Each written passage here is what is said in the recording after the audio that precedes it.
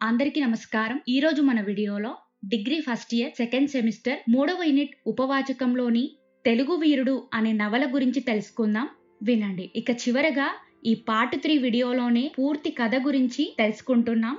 చూడండి. ముందుగా ఈ వీడియోలో వచ్చే ముఖ్యమైన అంశాలు అంటే ముఖ్యమైన ఘట్టాలు హెడ్డింగ్స్ ఏంటో చూడండి. నిజాం సదాశివుడి మధ్య యుద్ధ ప్రయత్నాలు, అశ్వదళపతి అయిన సిద్ధియంబర్ ద్రోహం, రుద్రకుమారుని మరణం, అలీజా మోసం, విషాదకర ముగింపు, యుద్ధ ముగింపు, రాయరాయన్ నమ్మక ద్రోహం, చివరగా సిద్ధియంబర్ కొడుకు సిద్ధి బిలాలుడు సదాశివుణ్ణి పార్వతీని చంపడం. ఈ విషయాలన్నీ కూడా హెడ్డింగ్ తో సహా వీడియోలో తెలుసుకుందాం. చూడండి. అయితే పార్ట్ 2 వీడియోలో కథ ఎక్కడి దాకా పూర్తయింది. సదాశివుడు హైదరాబాద్ పై దాడి చేసి అలీజాని విడిపించుకొని గెలుపుతో వెళ్ళాడు. దాంతో సదాశివుడు లాంటి చిన్న రాజు నిజాం అలీఖాన్ లాంటి పెద్ద రాజునే ఎదిరించాడు అని సదాశివుణ్ణి ఎలాగైనా పట్టుకొని హింసించి తన రాజ్యాన్నంతా పూర్తిగా నాశనం చేయాలని నిజాం అలీఖాన్ అనుకున్నాడు కదా.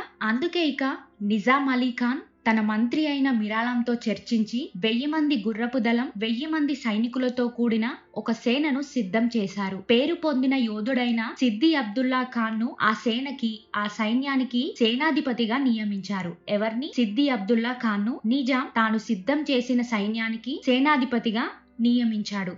ఇక వీరంతా కూడా సదాశివుడిపై దాడి చేయడానికి బయలుదేరారు. సదాశివుడు బీదర్ కోట చేరకముందే మధ్యలోనే నిజాం సైన్యం వచ్చి యుద్ధానికి తలబడ్డారు. కృష్ణాపురం అరణ్యంలో వెనక నుంచి ముస్లిం సేనలు సదాశివుడిపై దాడి చేశాయి. సదాశివుడు మాత్రం వెంటనే తన సైన్యాన్ని త్రిభుజాకారంలో అమర్చాడు. మధ్యలో అలీజా, పార్వతిని ఉంచాడు. ముందు సదాశివుడు నిలబడ్డాడు. తురక సైన్యం అంటే ముస్లిం సైన్యం 4 వైపులా దాడి చేశారు. సుమారు వీరి యుద్ధం 3 గంటల పాటు జరిగింది. సదాశివుడి చేతులు అలసిపోయి అదుపు తప్పుతున్నా కూడా మధ్యలో ఉన్న పార్వతి కత్తి పట్టుకొని భర్తకి అండగా నిలబడి శత్రువులను నాశనం చేసింది. ఇక ముందుగా ఈ తురక సైన్యానికి నాయకుణ్ణి చంపాలని సదాశివుడు అనుకున్నాడు. వచ్చిన వారిని వచ్చినట్టు దారిలోనే అడ్డుపడిన సైనికులను తన కొడవలితో నరుకుతూ వచ్చి శత్రువుల నాయకుడైన సిద్ది అబ్దుల్లా ఖాన్ దగ్గర ఆగుతాడు. సిద్ది అబ్దుల్లా ఖాన్ కి సదాశివుడికి ఇద్దరి మధ్యలో యుద్ధం జరిగింది. సదాశివుడు తన కొడవలిని తీసి అబ్దుల్లా తలపై విసిరి కొట్టగా అతని పుర్రె నేలపై పడింది. ఇక శత్రువుల అసలు నాయకుడైన సిద్ది అబ్దుల్లా ఖాన్ చనిపోవటంతో తురక సేనలు ధైర్యం కోల్పోయి పారిపోయారు. తెలుగు వీరుడైన సదాశివుడు వారిని తరిమి కొట్టాడు. ఇక ఇటు బీదర్ కోట అధికారి జాకిరుద్దీన్ ఖాన్ మహావీరుడైన సదాశివుని చూసి భయపడిపోయి బీదర్ కోటను విడిచి వెనక నుంచి పారిపోయాడు. అంటే సదాశివుడికి ఎదురు వెళ్ళలేక బీదర్ కోటని వదిలి వెళ్లిపోయాడు. ఎవరు? జాకిరుద్దీన్ ఖాన్. ఇక ఇటు హైదరాబాద్ రాజ్యాన్ని పరిపాలిస్తున్న నిజాం సదాశివరెడ్డిని యుద్ధంలో ఓడించటం కష్టమని అర్థం చేసుకున్నాడు. కాబట్టే సంధి ప్రయత్నాలు చేశాడు. అంటే కూర్చొని మాట్లాడుకోవటం, ఒప్పందం చేసుకోవటం, ఇలా సంధి ప్రయత్నాలు చేశాడు. దానికోసం సదాశివుడి దగ్గరికి రాయబారిగా నిజాం కొడుకైన అలీజా యొక్క గురువుని పంపిస్తాడు. అప్పుడు అలీజా గురువు వచ్చి అలీజాతో ఇలా అంటున్నాడు. నీవు సదాశివుడితో స్నేహం వదిలేస్తే నిజాం నీకు ఆదోని వంటి ప్రాంతాలను బహుమతిగా ఇస్తానన్నాడు అని చెప్పాడు. ఎందుకంటే సదాశివుడు అలీజా ఇద్దరు స్నేహితులు, కలిసే ఉన్నారు. ఇద్దరు కలిసి నిజాంకి వ్యతిరేకంగా ఉన్నారు. అందుకోసం నిజాం ఇలా చెప్పించాడు. నీవు సదాశివుడితో కలిసి ఉండకు అని, అతన్ని వదిలి వస్తే నీకు బహుమతి ఇస్తానని చెప్తాడు. కానీ ఇదంతా నిజమైన మాటలు కాదని, ఏదో మోసం ఉందని సదాశివుడు అనుకున్నాడు. ఒకవేళ ఈ సంధి, ఈ ఒప్పందం జరగాలంటే సదాశివుడు కొన్ని కఠినమైన షరతులు పెట్టాడు. అవే నిజాం గద్దె దిగి రావాలి, తర్వాతది అలీజాని రాజు చేయాలి. ఏంటి? నిజాం గద్దె దిగి రావాలి, అలీజా రాజు కావాలి. ఈ 2 ఒప్పందాలకు ఇంగ్లీష్ అధికారి కార్క్ పాట్రిక్ మరియు మహారాష్ట్ర మంత్రి కృష్ణచంద్రన్ ఒప్పుకోవాలి. వేటికి? నిజాం గద్దె దిగి రావాలి, అలీజాని రాజు చేయాలి. ఈ 2 షరతులకి ఇంగ్లీష్ అధికారి, మహారాష్ట్ర మంత్రి వీళ్ళిద్దరూ కూడా ఒప్పుకోవాలి అని సదాశివుడు షరతులు పెట్టాడు. ఈ షరతులు కఠినంగా ఉండటంతో నిజాంకి మరింత కోపం ఎక్కువైంది. దాంతో సంధి అనేది, ఒప్పందం అనేది జరగలేదు. ఇలాంటి షరతుల వల్ల నిజాం అలీఖాన్ కి సదాశివుడిపై మరింత కోపం పెరిగిపోయింది. ఇక సదాశివుణ్ణి ఓడించాలని నిజాం అనుకున్నాడు. ఎలాగైనా సరే సదాశివుణ్ణి ఓడించాలని అనుకున్నాడు. ఇక నిజాం తన దగ్గర ఉన్న సైన్యంతో గెలవడం కష్టమని విదేశీ సైన్యాలను అంటే వేరే దేశ సైన్యాలను సహాయం కోరాడు. వారే ఇటు ఫ్రెంచ్ సేన, మరొకరు ఇంగ్లీష్ సేన. ఎవరెవరు? ఫ్రెంచ్ సేనాని అలాగే బ్రిటిష్ సేనాని సహాయం అడిగాడు. అయితే ఇందులో ఇంగ్లీష్ వారు అంటే బ్రిటిష్ వారు సహాయం చేయడానికి వారు 2 షరతులను పెట్టారు. అంటే 2 కండిషన్స్ పెట్టారు. అవేంటంటే మహారాష్ట్రతో యుద్ధం చేయకూడదు, ఫ్రెంచ్ సేనాతో కలిసి యుద్ధం చేయకూడదని 2 కండిషన్స్ పెట్టారు. ఏంటి? ఇంగ్లీష్ వారు మేము సహాయం చేస్తాము, కానీ మా షరతులు ఏంటంటే, మా కండిషన్స్ ఏంటంటే మహారాష్ట్రతో యుద్ధం చేయకూడదు, ఫ్రెంచ్ సేనాతో కలిసి మేము యుద్ధం చేయమని.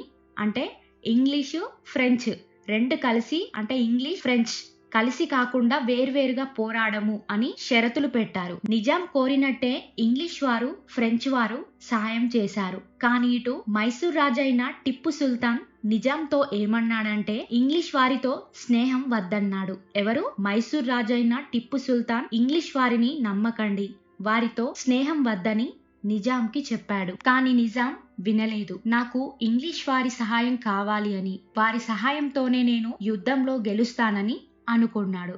ఇక దాంతో యుద్ధం మరింత తీవ్రంగా మారింది. ఎందుకంటే ఈ యుద్ధంలో పరాయి దేశాలైన ఇంగ్లీష్ ఫ్రెంచ్ వారు ఉన్నారు కాబట్టి యుద్ధం తీవ్రంగా ఉంది. సదాశివుడు ధైర్యంగా పట్టుదలతో యుద్ధానికి సిద్ధమయ్యాడు. ఇక నిజాం అలీ ఖాన్ సదాశివుడిపై పగ తీర్చుకున్న విధానం చూడండి. నిజాం సదాశివుడితో యుద్ధానికి సిద్ధమయ్యాడు. ఎలాగైనా సదాశివుణ్ణి ఓడించాలని, పగ తీర్చుకోవాలని పెద్ద ఎత్తున యుద్ధ సన్నాహాలు ప్రారంభించాడు. ఇటు ఫ్రెంచ్ సైన్యాన్ని సిద్ధం చేశాడు.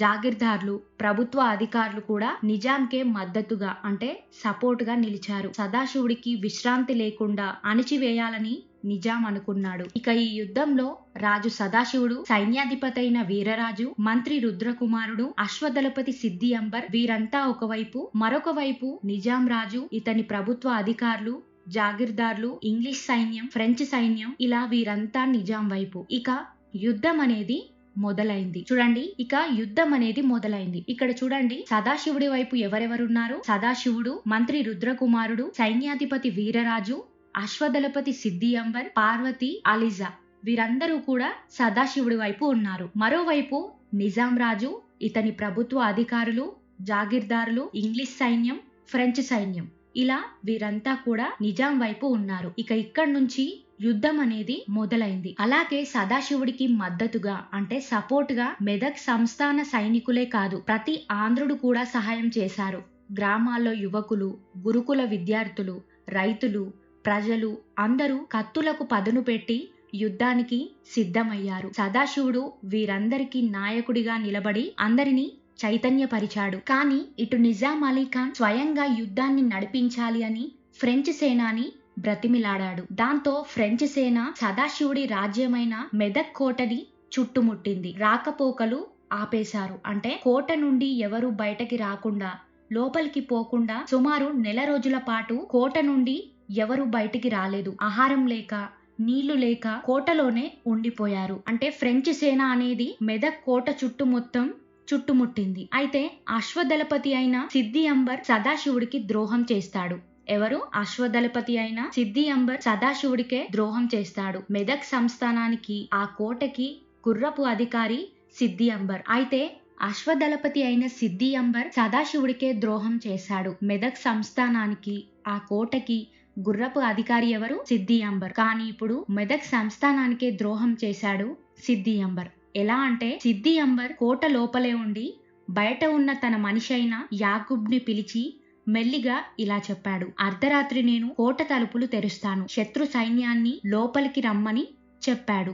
నన్ను కూడా మీరు బంధించినట్లు నటించండి, అప్పుడే ఎవరికి అనుమానం రాదు అని చెప్పటంతో అర్ధరాత్రి కోట తలుపులు తెరుచుకున్నాయి. హైదరాబాద్ సైన్యం, ఫ్రెంచ్ సైన్యం కోట లోపలికి వచ్చారు. ఇక చేసిందంతా సిద్ది అంబరుడే కాబట్టి ఏం తెలియనట్లు, వాళ్ళకి లొంగిపోయినట్లు నటించాడు. ఇక్కడ సిద్ది అంబర్ సదాశివుడి యొక్క మనిషే. మెదక్ సంస్థానానికి అశ్వదళపతి సిద్ది అంబర్. కానీ నిజాం అలీ ఖాన్ కు సపోర్ట్ చేశాడు. ఎందుకంటే ఎంతైనా సిద్ది అంబర్ నిజాం అలీ ఖాన్ది ఒకటే మతం కాబట్టి మతపరంగా సిద్ది అంబర్ నిజాం అలీ ఖాన్ కి సహాయం చేసి సదాశివుడికే నమ్మక ద్రోహం చేశాడు సిద్ది అంబర్. ఇదంతా సిద్ది అంబర్ కుట్ర ద్రోహమని సదాశివుడికి అర్థమైంది. చాలా బాధపడ్డాడు, కోప్పడ్డాడు. ఎందుకంటే నమ్మిన నా మనిషే మోసం చేశాడని బాధతో కోప్పడ్డాడు. ద్రోహం చేసిన వాడిని వదలనని, పళ్ళు పటపటా కొరికి తురకలకు తల వంచను అని ప్రమాణం చేశాడు. తెలుగు జాతి ఆత్మ గౌరవం కోసం పోరాడుతానని, రాణి శంకరమ్మని చంపిన వారిని బదలనని అంటూ ద్రోహం చేసిన సిద్ది అంబర్ని చంపేశాడు సదాశివుడు.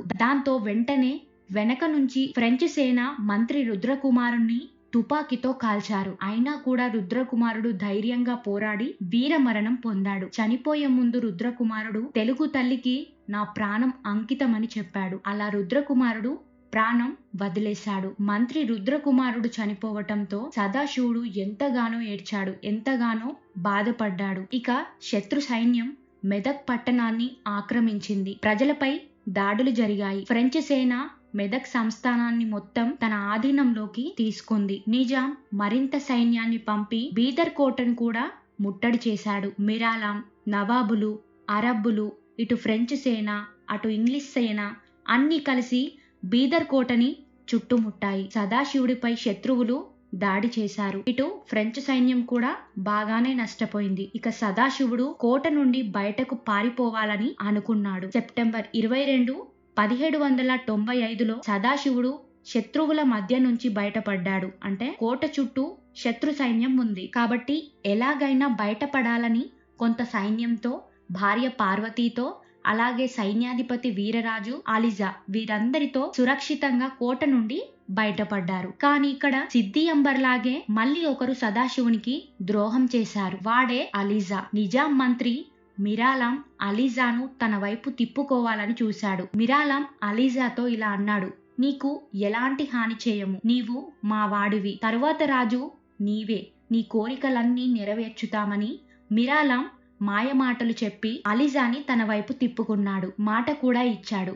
పవిత్రమైన ఖురాన్ పై ప్రమాణం కూడా చేశాడు. దాంతో అలీజా రాజవుతానని ఆశపడి సదాశివుడికే ద్రోహం చేశాడు. మిరాలాం మాటలు విని కోట ద్వారాలను అలీజా తెరిపించాడు. దాంతో శత్రువులు కోట లోపలికి వచ్చారు. ఇదంతా తెలుసుకున్న సైన్యాధిపతి వీరరాజు శత్రువులకి లొంగిపోవటం కంటే పోరాడి యుద్ధం చేసి చనిపోవటం మంచిది అనుకున్నాడు. చివరికి యుద్ధంలోనే వీరరాజు వీరమరణం పొందాడు. సిద్ది అంబర్ ద్రోహం వల్ల మంత్రి రుద్రకుమారుడు మరణించాడు. ఇటు అలీజా కుట్ర వల్ల వీరరాజు కూడా మరణించాడు. సదాశివుణ్ణి ఇటు అలీజా, సిద్ది అంబర్ ఇద్దరు నమ్మక ద్రోహం చేశారు. వీరిద్దరి వల్లే ఈరోజు రుద్రకుమారుణ్ణి, వీరరాజుని సదాశివుడు కోల్పోయాడు. మరి మోసం చేసిన వాడు కూడా చావాలి కదా. మొదట మిరాలాం అలీజాకి మాట ఇచ్చాడు కదా, నిన్ను రాజుని చేస్తాను, నీ కోరికలు తీరుస్తానని. కాని తరువాత మాట తప్పాడు. అలీజాని అవమానించాడు. అతనికి ఆడవారు వేసుకునే బురకాను కప్పి ఏనుగుపై పంపించాడు. ఆ అవమానం తట్టుకోలేక నవంబర్ 22న అలీజా తన వజ్రపు ఉంగరాన్ని మింగి ఆత్మహత్య చేసుకొని చనిపోతాడు.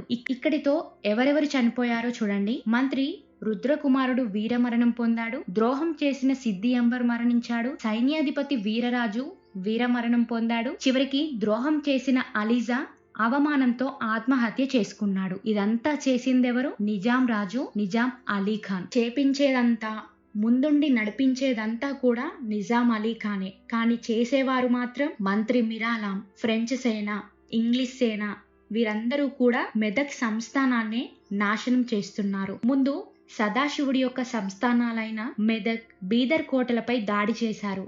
యుద్ధంలో వీరరాజు, రుద్రకుమారులను మరణించేలా చేశారు. సదాశివుణ్ణి ఒంటరి చేసి మెదక్, బీదర్ కోటలను వాళ్ళు ఆక్రమించుకున్నారు. ఇక చివరగా సదాశివరెడ్డి, తన భార్య పార్వతి మిగిలారు. అడవుల్లో తిరిగి తమ సైన్యాన్ని ఏర్పాటు చేసుకున్నారు. ఇతర రాజులు ఎవరు సదాశివునికి సహాయం చేయలేదు. ఎవరి సహాయం లేకున్నా శత్రువులతో పోరాడాలని సదాశివుడు నిర్ణయించుకున్నాడు. ఇటు నవంబర్ 28న మిరాలాం, ఇంగ్లీష్ సైన్యం, ఫ్రెంచ్ సైన్యం కలిసి సదాశివుడిపై దాడులు చేశారు. సదాశివుడు మాత్రం 2000 మంది ధైర్యవంతులను, 900 గుర్రపు దళాలను, 200 మంది గుర్రాలు లేకుండా యుద్ధాలు చేసే సైనికులను సిద్ధం చేసి శత్రువులను ఎదుర్కోవడానికి బయలుదేరాడు. శత్రువులేమో చాలా ఎక్కువగా ఉన్నారు. అంటే సదాశివుడి సైన్యానికంటే 7 రెట్లు ఎక్కువగా ఉన్నారు. వారి దగ్గర తుపాకులు, ఫిరంగులు కూడా ఉన్నాయి. ఇక యుద్ధానికి పార్వతి, సదాశివులు సిద్ధమయ్యారు. వారు వీరగంధం పూసుకున్నారు. సైనికులకు యుద్ధంలో జయం కలగాలని తాంబూలం కూడా ఇచ్చారు. వీర కంకణాలు కట్టి వారిని చైతన్యపరిచారు. ఇక సదాశివుడు, పార్వతి, వారి సైన్యం అందరూ ధైర్యంగా పోరాడారు. సదాశివుడికి మంత్రి రుద్రకుమారుడు, సేనాధిపతి వీరరాజు ఇద్దరు కూడా 2 భుజాల్లా ఉండేవారు. కానీ ఇప్పుడు వారు చనిపోవటంతో సదాశివుడికి భుజాలు కూలిపోయాయి. అయినా కూడా సదాశివుడు కృంగిపోకుండా, బాధపడకుండా ధైర్యంగా పోరాడాడు. కానీ ఇంగ్లీష్ సేనతో, నిజాం సైనికులతో, ఇటు ఫ్రెంచ్ సేనతో, వీరందరితో ఎంతసేపని సదాశివుడు ఒంటరిగా పోరాడగలుగుతాడు? ఒకవేళ లొంగిపోతే చిత్రహింసలు పెడతారని సదాశివుడు మళ్ళీ పోరాడాడు. ఇలా ధైర్యంగా పోరాడుతున్న క్రమంలో ఇక్కడ సదాశివుణ్ణి మరొక వ్యక్తి నమ్మక ద్రోహం చేస్తాడు. వాడే రాయరాయన్. ఈ రాయరాయన్ ఎవరు అంటే మిరాలం యొక్క మనిషి, అంటే నిజాం మనిషే. ఇక సదాశివుణ్ణి యుద్ధంలో గెలవలేకపోతున్నాం అని రాయరాయన్ అనే వ్యక్తిని సహాయం అడిగాడు. ఈ రాయరాయన్ అనే వ్యక్తి సదాశివుడి దగ్గరికి వచ్చి సదాశివుణ్ణి కలిసి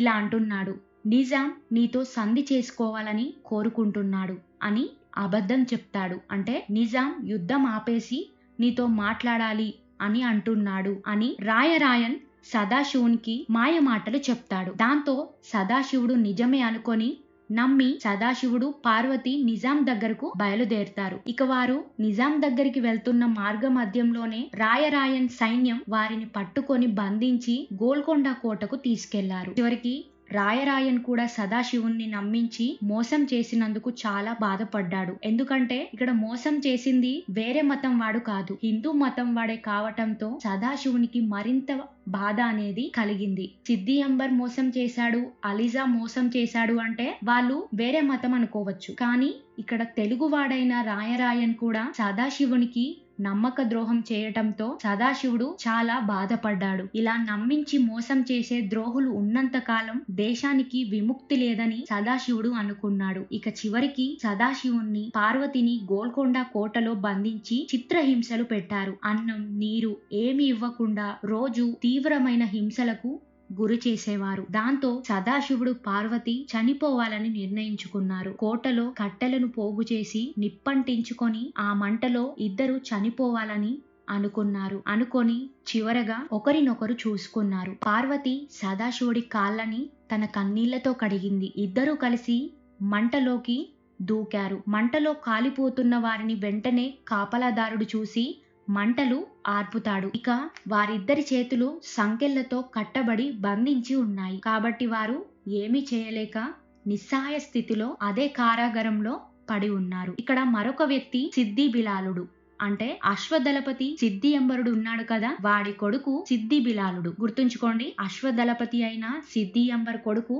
సిద్ది బిలాలుడు. సిద్ది అంబర్ని చంపింది సదాశివుడే కాబట్టి తండ్రి పగని తీర్చుకోవాలని అనుకొని సిద్ది బిలాలుడు జైలు లోపలికి వచ్చి కాళ్ళు చేతులు కట్టి ఉన్న నిస్సహాయ స్థితిలో ఉన్న సదాశివుడి తలను కోసి చంపేశాడు. ఎవరు? సిద్ది అంబర్ కొడుకు సిద్ది బిలాలుడు. తండ్రి పగని తన పగగా మార్చుకొని జైలులో నిస్సహాయ స్థితిలో ఉన్న సదాశివుడి యొక్క తలని నరికేశాడు సిద్ది బిలాలుడు. తన ప్రాణనాథుడైన సదాశివుడి తల తెగి పడేసరికి పార్వతి అపార కాళిక దేవిలాగా లేచి చేతులకి ఇనుప సంకెళ్ళు ఉన్నా కూడా సిద్ది బిలాలుని యొక్క గొంతుని గట్టిగా పట్టుకుంది. ఊపిరాడని సిద్ది బిలాలుడు కత్తితో పార్వతి గుండెలో పొడిచాడు. రక్తం పోతున్నా కూడా పార్వతి సిద్ది బిలాలుని గొంతు వదలలేదు. సిద్ది బిలాలుడు కూడా ఊపిరాడక మరణించాడు. చివరికి పార్వతి తన ప్రాణనాథుడైన సదాశివుడి తల దగ్గరికి వెళ్లి కౌగిలించుకొని మరణించింది. ఇద్దరి దంపతుల రక్తంతో కారాగారం అంతా, అంటే ఆ జైలు మొత్తం ఎర్రబడింది. జైలు గోడలు వారి రక్తంతో తడిసిపోయాయి.